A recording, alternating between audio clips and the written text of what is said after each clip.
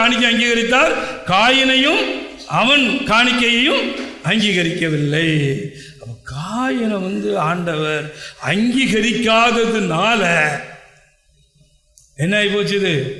அவன் அந்த இடத்துல எவ்வளவு பெரிய கொளுத்த கன்றுகளை கொண்டு போயிருந்தாலும் ஆண்டவர் அங்கீகரிக்கவே மாட்டார், ஒருபோதும் அங்கீகரிக்க மாட்டார்.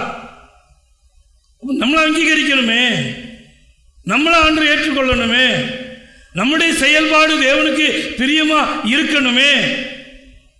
அங்கீகரிக்காம இருக்கும் போது நான் என்ன செய்தாலும் அது வீணாகத்தான் போகும்.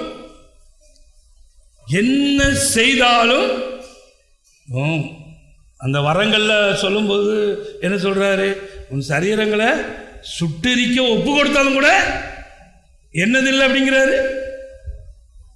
சரீரத்தை சுடுறதுக்கு ஒப்பு கொடுக்கறது சாதாரண விஷயமா? எவ்வளவு பெரிய விஷயம். ஆனா அங்க என்ன சொல்றாரு? அன்பு உனக்கு இராவிட்டால் அது பிரயோஜனம் இல்லை அப்படிங்கிற.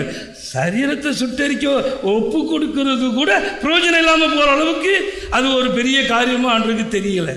அவர் சொன்னபடி அன்பு உனக்கு இருந்தாதான் அது பிரயோஜனமாகும். அப்போ காணிக்கை விஷயத்திலையும் ஆண்டருக்காக நாம் எதை செய்தாலும் ஆண்டு அங்கீகரிக்கல அப்படின்னு சொன்னால் நாம் எதை செய்தாலும் அங்கீகரிக்க அது பிரயோஜனமற்று போய்விடும். ஒருபோது அது பிரயோஜனமாக இருக்காது. அப்போ அவனுடைய வாழ்க்கையில் அங்கீகரிக்காமல் போகிறதுனால அவன் என்ன செய்யணும்? நம்மளை ஆண்டு அங்கீகரிக்கல, நம்ம காணிக்கையும் அங்கீகரிக்கல. நம்ம என்ன செய்யணும்? நம்மளை சரி செய்யணும். நம்மளை அங்கீகரிக்கிறதுக்கு எதுவாக நான் என்ன செய்யணும், நான் என்ன செய்யணும் அப்படின்னு சொல்லி என்ன செய்யணும்? அவன் யோசித்திருக்கணும், அவன் சிந்திச்சிருக்கணும். நம்ம என்ன தன்னைத்தானே எந்த மனுஷன் சோதித்தறிய வேணும். சோதித்தறியன்னா என்ன?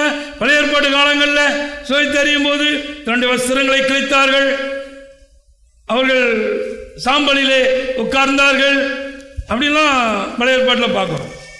புதிய ஏற்பாட்டினுடைய ஆவிக்குரிய தரத்துக்கு வரும்போது அதை கூட யோவேல் தீர்க்கதரிசி புஸ்தகம் வாசிக்கிறோம் 2வது அதிகாரத்தில்.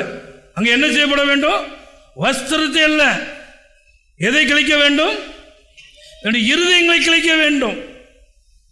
இருதயங்களை கிழிக்க வேண்டும். கத்தி வச்சா கிழிக்க முடியும்? அவர் அப்படியே சொல்றாரு, உனக்கு வலது கை இடம்லாம் இருந்தால் வலது கையை வெட்டி போட்டுரு, இடது கண்ணு இடம் இருந்தால் இடது கண்ணை பிடுங்கி போட்டுரு. ஒத்த கண்ணனா அலை அப்படின்னு சரீர பிரகாரமாக நீ ஒத்த கண்ணனா அலைஞ்சிரு, வெட்டி போட்டுரு அப்படின்னு இல்லை. அதுக்குரிய வெட்டி போட்டால் எவ்வளோ வேதனை இருக்கும். அந்த வேதனை நமக்குள்ள வரணும், அந்த துக்கம் நமக்குள்ள வரணும், துயரம் நமக்குள்ள வரணும்.